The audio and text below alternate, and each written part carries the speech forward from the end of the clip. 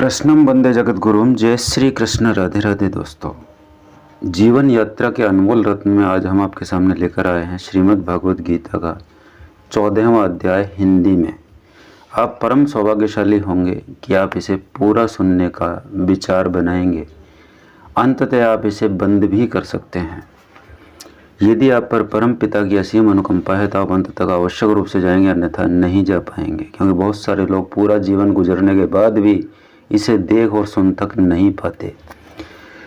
तो आइए शुरुआत करते हैं। शुरुआत करने से पहले जो लोग पहली बार हैं आवश्यक रूप से सब्सक्राइब करें। ओम श्री परमात्मा ने नमः।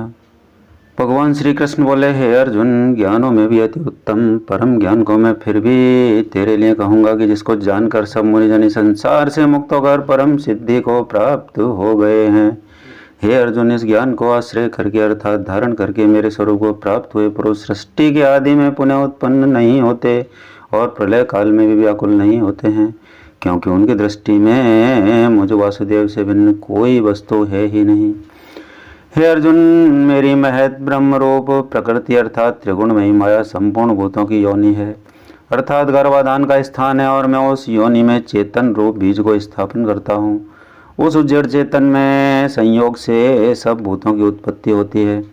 हे अर्जुन, नाना प्रकार की सब योनियों में जितनी मूर्तियां अर्थात शरीर उत्पन्न होते हैं, उन सबकी त्रिगुणमयी माया तो गर्भ को धारण करने वाली माता है, और मैं बीज को स्थापन करने वाला पिता हूँ।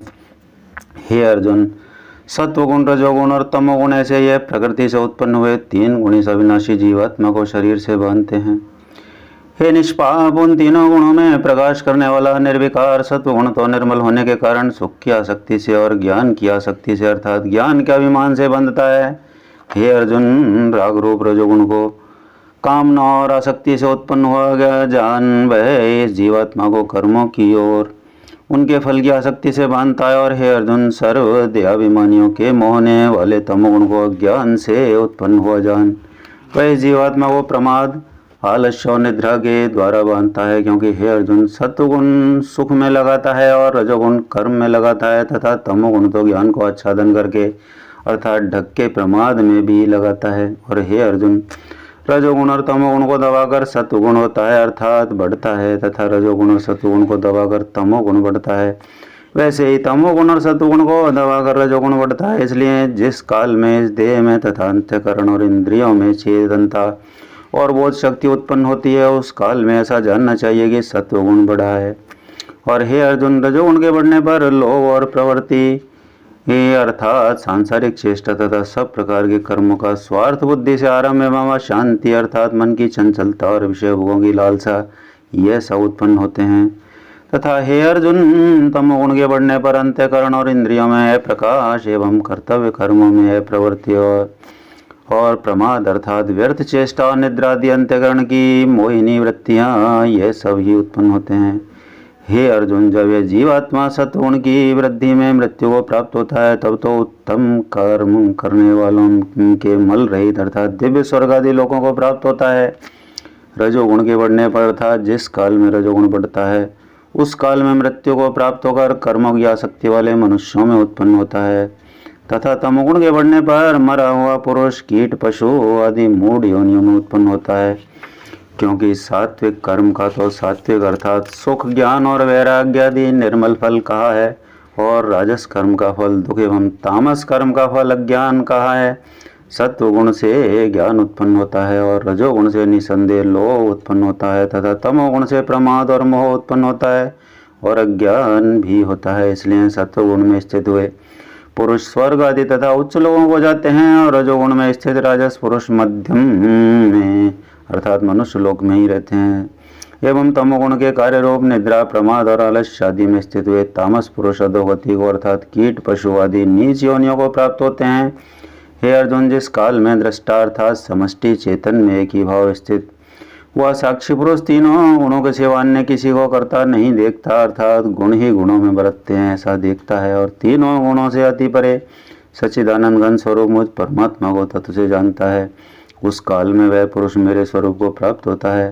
तथा यह पुरुष इन स्थूल शरीर की उत्पत्ति के कारण तीनों गुणों को उल्लंघन करके जन्म, मृत्यु, वृद्धावस्था और सब प्रकार के दुखों से मुक्त हुआ परमानंद को प्राप्त होता है। इस प्रकार भगवान के रहस्य युक्त वचनों को सुनकर अर्जुन ने पूछा कि हे पुरुषोत्तम, इन तीनों गुणों से अतीत हुआ पुरुष किन किन लक्षणों से युक्त होता है और किस प्रकार के आचरणों वाला होता है, तथा हे प्रभु मनुष्य किस उपाय से इन तीनों गुणों से अतीत होता है। इस प्रकार अर्जुन के पूछने पर श्री कृष्ण भगवान बोले, हे अर्जुन, जो पुरुष सत्वगुण के कार्य रूप प्रकाश को और रजोगुण के कार्य रूप प्रवृत्ति को तथा तमोगुण के कार्य रूप मोह को विनय तो प्रवृत्त होने पर बुरा समझता है, उन्हें निवृत्त होने पर उनकी आकांक्षा करता है, तथा जो साक्षी के सदस्य स्थित हुआ गुणों के द्वारा विचलित नहीं किया जा सकता और गुण ही गुणों में बरतते हैं, ऐसा समझता हुआ जो सच्चिदानंद घन परमात्मा में एक ही भाव से स्थित रहता है एवं उस स्थिति से चलायमान नहीं होता, जो निरंतर आत्म भाव में स्थित हुआ दुख सुख को समान समझने वाला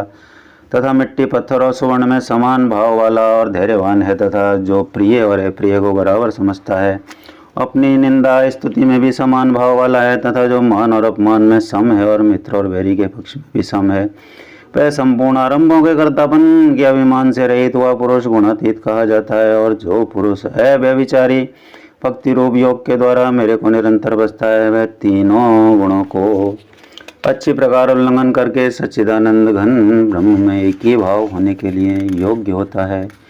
हे अर्जुन, उस अविनाशी परम ब्रह्म का और अमृत का तथा नित्य धर्म का और अखंड एक रस आनंद का मैं ही आश्रय हूँ, अर्थात उपयुक्त ब्रह्म, अमृत, अव्य और शाश्वत धर्म तथा एकांतिक सुख, यह सब मेरे ही नाम हैं, इसलिए इनका मैं परम आश्रय हूँ। इति श्रीमद्भागवत उपनिषत्सु गीतासोपनिषत्सु ब्रह्म विद्यायाम योग शास्त्रे गुणत्रय विभाग योगो नाम चतुर्दशो अध्याय। ये 14वां अध्याय संपूर्ण हुआ। बोलो वासुदेव भगवान की जय। श्री कृष्णं समर्पयामि नमः। श्री कृष्ण गोविंद हरे मुरारे, हे नाथ नारायण वासुदेव। श्री कृष्ण गोविंद हरे मुरारे, नाथ नारायण वासुदेव। श्री कृष्ण गोविंद हरे मुरारे, हे नाथ नारायण वासुदेव। मित्रों, दोस्तों, माताओं, बहनों, बुजुर्गों, यहाँ तक पहुँचकर सुन रहा हर व्यक्ति को मैं श्रद्धा और हृदय से नमन करता हूँ, क्योंकि उस पर परम पिता की असीम अनुकंपा है कि वह यहाँ तक सुन पाया, अन्यथा शुरू में ही लोग देखकर चैनल बंद कर देते हैं। अगले वीडियो में बहुत जल्दी फिर मिलेंगे, तब तक के लिए